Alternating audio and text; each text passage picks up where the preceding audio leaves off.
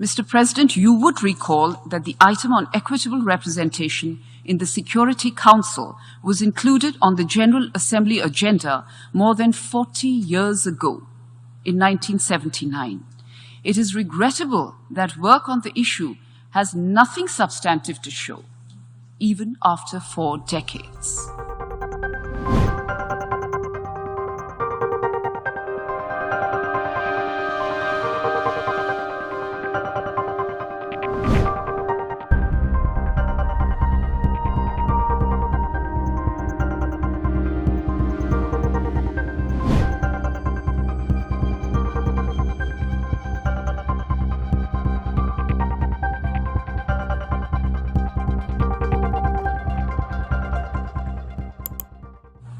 Consequently, the Council still does not reflect the current geopolitical landscape, as we all know.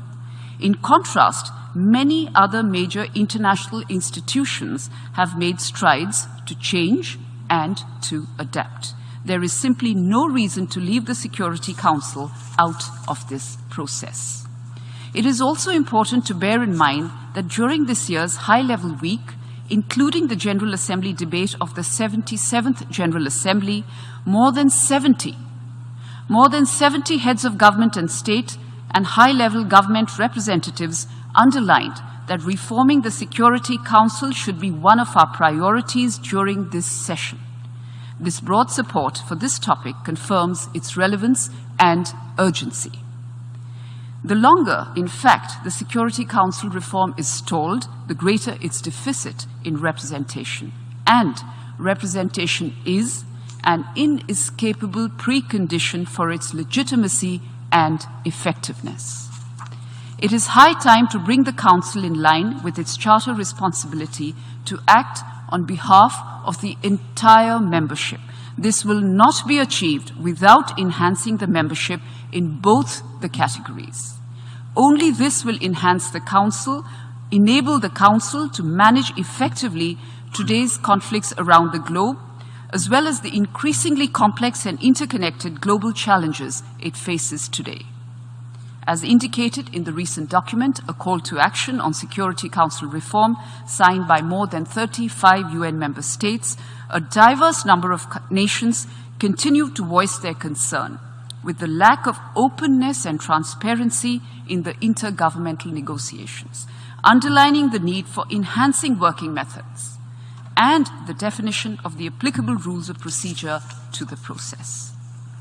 It is also an indication that the intergovernmental negotiations are not being used to enable real negotiations, but to prevent any concrete outcome. The very purpose of its creation 14 years ago, to launch actual negotiations, is being voided by the lack of activity, by the absence of a negotiating text, and by the unwillingness of some of them to truly engage in substantive discussions. Mr. President, we would like to emphasize an undeniable fact that as many as 164 member states have called for a text to serve as the basis for negotiations according to the document A/72/510 Rev 1. The letter of the permanent representative of St. Vincent and the Grenadines addressed to the Secretary General dated 2 October 2017. We have thus been consistently asking for a single consolidated text and for renewed working methods so as to bring about an open, inclusive and transparent process with webcasting, with record keeping, and with the application of the rules of procedure of the General Assembly. Some would argue that the intergovernmental negotiations are an informal process. But this does not mean that we should operate in the shadows, losing track of what we discuss there year after year. A single consolidated text, preferably with attribution, is the only means to move away from the cycle of repetition of well-known positions that have been the trademark of the intergovernmental negotiations in recent years. It is also the best way to identify commonalities and to promote a give and take that may ultimately result in proposals that garner ample support from member states. Mr. President, the position of the G4 on the substance of reform is well known.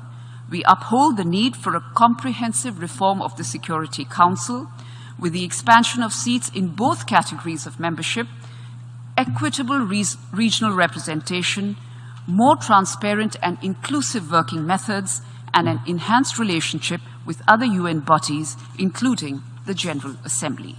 Our support to the common African position has also been clearly voiced. We are aware that other member states have different proposals and diverging perspectives on how to reform the Security Council. But we are convinced that almost everybody would agree that the Security Council is in dire need of reform. This is why the intergovernmental negotiations were set up in the first place, to allow us to sit down and discuss how to bridge the gaps in our positions. Reaching consensus before negotiating was simply never the plan. Please rest assured, Mr. President, that the G4 is eager to collaborate with you and with the co-chairs in bringing about a result-oriented process as mandated by the General Assembly. Being faithful to the original purpose and mandate of the intergovernmental negotiations is the only way to ensure the ownership of this process by all member states and its preservation as the adequate setting for our efforts. In this regard, and depending on the results of our joint work, the G4 also reserves the right to revert to this item of the General Assembly agenda during the current session. Mr. President, we simply cannot allow the intergovernmental negotiation process to cocoon itself in perpetuity without letting the collective aspirations of member states to take a definite shape. In this vein, we hope that the intergovernmental negotiation process will not be another missed opportunity this year.